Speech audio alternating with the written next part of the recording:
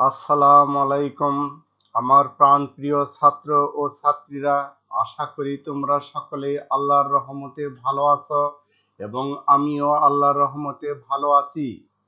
আমি আশা করি তোমরা অবশ্যই আমার প্রিভিয়াস ভিডিওগুলো সুন্দরভাবে দেখো এবং বোঝার চেষ্টা করো। আজ আমি তোমাদের এমন লেসন তোমাদের সামনে অবতরণ এনেছি এবং শিক্ষা দেওয়ার পরিকল্পনা করেছি, যে নিয়মগুলো না জানলে কোনো শিক্ষিত মানুষ, উচ্চ শিক্ষিত মানুষ, কোনো ছাত্রছাত্রী সহজে এবং সুন্দরভাবে ভালো ইংরেজি বলতে এবং লিখতে পারবে না। এই নিয়মের অভাব থাকলে তাদের স্বভাব নষ্ট হয়ে যাবে ইংরেজির ঘরে। সেইগুলো আজ আমি তোমাদের ঠিক করে দিব। তোমরা অবশ্যই সকলেই জানো প্যাসিভ ভয়েস কিভাবে করতে হয়, কিন্তু বাংলায় থেকে ইংরেজিতে প্যাসিভ ভয়েস করার কলা কৌশল তোমরা অনেকেই জানো না, অনেকেই বুঝো না। যাতে তোমরা বুঝো এবং জানো, তার উপর আমি তোমাদের আজ শিক্ষা দিব। ভয়েসের ট্রান্সলেশন কিভাবে করবে? যখন দেখবে বাংলা বাক্যে সাবজেক্টের উল্লেখ নেই, অর্থাৎ কে কাজটি করে, কে করেছে এর উল্লেখ নেই, যখন না থাকে, তখন তোমরা বুঝবে এই সেন্টেন্সটি প্যাসিভ ভয়েসের নিয়মে ইংরেজি লিখতে এবং বলতে হবে।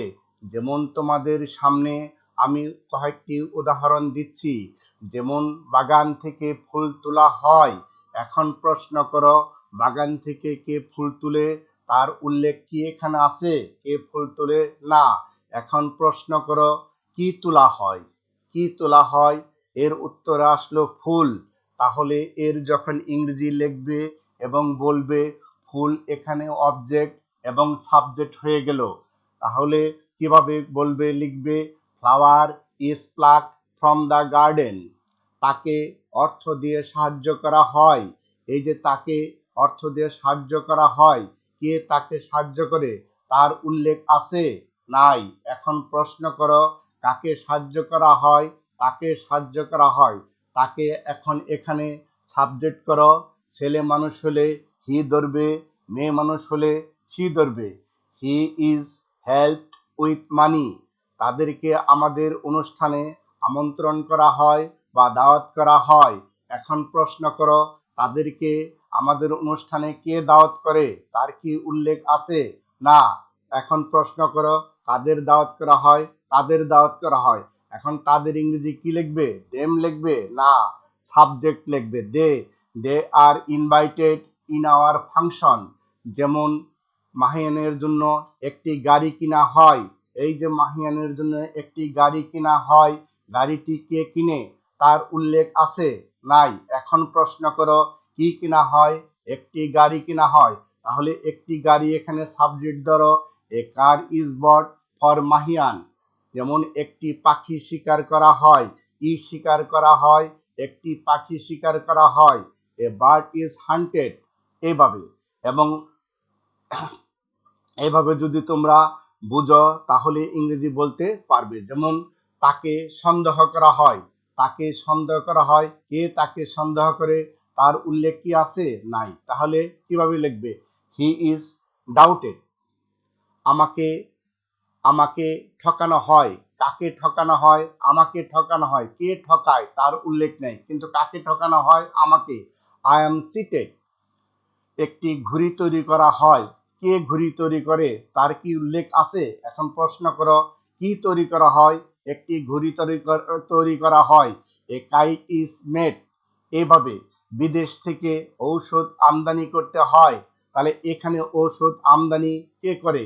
তার কি উল্লেখ আছে? এখন প্রশ্ন করো, কি আমদানি করা হয়? ঔষধ আমদানি করা হয়। Medicine is imported from foreign country. এইভাবে বলতে হবে। যেমন আমার জন্য একটি কলম কিনা হয়। কি কিনা হয়? একটি কলম কিনা হয়। A pen is bought for me. এইভাবে যদি বুঝো, তাহলেই পারবে। যেমন বাবার নিকট একটি পত্র লেখা হয়। কি লেখা হয়? একটি পত্র লেখা হয়। A letter is written to my father. এইভাবে অবজেক্টকে সাবজেক্ট করবে এবং এই সাবজেক্ট অনুসারে অ্যামিজার ব্যবহার করে মূল ভার্বকে পাস্ট পার্টিসিপল ফর্ম করবে। তাহলেই তোমরা এভাবে অনর্গল ইংরেজি শুদ্ধ এবং সুন্দরভাবে তোমরা লিখতে এবং বলতে পারবে। এই ভয়েসের ট্রান্সলেশন ইংরেজিতে ব্যাপক স্থান দখল করে আছে। বারবার তোমাদের বলছি, এর ব্যত্যয় যদি তোমাদের মধ্যে থাকে, এই অভাব যদি থাকে, তাহলে তোমরা এই ধরনের সুন্দর বাক্য তৈরি করতে পারবে না।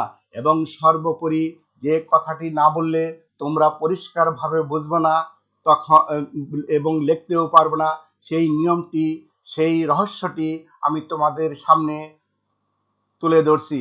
যেমন দেখবা, যখন বাংলা ক্রিয়ার শেষে হয় কথা উল্লেখ আছে, কি আছে? হয় কথা উল্লেখ আছে। আবার উদাহরণ দিচ্ছি, আমাদের জন্য শীতকালীন পিঠা তৈরি করা হয়। এখন প্রশ্ন করো, কি তৈরি করা হয়? হয় আছে?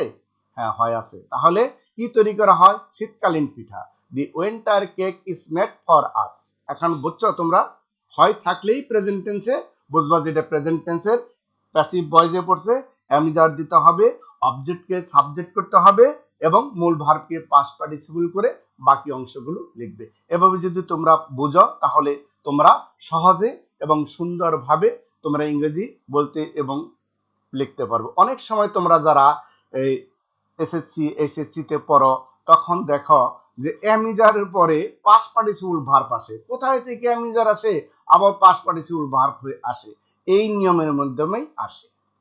তো তোমরা এগুলো বোঝার চেষ্টা করবে। আজকাল আমাদের দেশে, আমাদের সমাজে অনেক ছাত্রছাত্রীদের এইরকম মিনিংলেস ইংরেজি বলতে দেখা যায়, শুনতে দেখা যায়। আমরা যারা আসলে সত্যিকারের কিছুটা হলেও এবিসি প্রাথমিক জ্ঞান আমাদের ভালোভাবে, সূক্ষ্মভাবে, সুন্দরভাবে জানা আছে, তাদের কাছে খুবই বিরক্তের এবং খুবই অসুবিধার এবং খুবই লজ্জার আমাদের এই রকম ছাত্রছাত্রীরা আমাদের সমাজে এবং সারা দেশে হাসির পাত্র হয়ে উঠুক আমি চাই না। আমি প্রতিবাদ করি, তোমরা সবল এবং দক্ষ এবং সুন্দর শিক্ষকদের কাছে ইংরেজি শিখে ইংরেজি বলবে এবং কখনো তোমরা হাসির পাত্র হবে না। আল্লাহর রহমতে সর্বস্তরে, সর্ব জায়গায় তোমরা সম্মানিত হবে। You are respected everywhere. Don't try to be ridiculous. I hope that you can understand my speech. কথা কম বলবে, শুদ্ধ এবং সুন্দর বলবে। সেই বিখ্যাত প্রবাদ কথাটি তোমাদের জানিয়ে আমি আজ আমার এই ক্লাসটি শেষ করব। ভাবিয়া করিও কাজ, করিয়া ভাবিও না। Look before you let. তাহলেই তোমরা সুন্দর এবং ভালো জিনিস, শুদ্ধ জিনিস তোমরা জানতে এবং শিখতে পারবে। আমি তোমাদের শিক্ষা দেই। শিক্ষা দেওয়ার আমার কেন্দ্র, আমার স্থান আমার চ্যানেলে উল্লেখ করা আছে। তোমরা যদি কেউ আমার সান্নিধ্যে, আমার সামনে এসে শিখতে চাও, তাহলে আশা করি এর চেয়েও আরো সুন্দর এবং সূক্ষ্মভাবে তোমরা শিখতে পারবে। কারণ তোমাদের যদি কারো অভাব থাকে, সেই অভাবগুলো তোমরা আমার সামনে প্রশ্ন করে তার একটি সুন্দর সলিউশন তোমরা পেয়ে যাবে ইনশাআল্লাহ।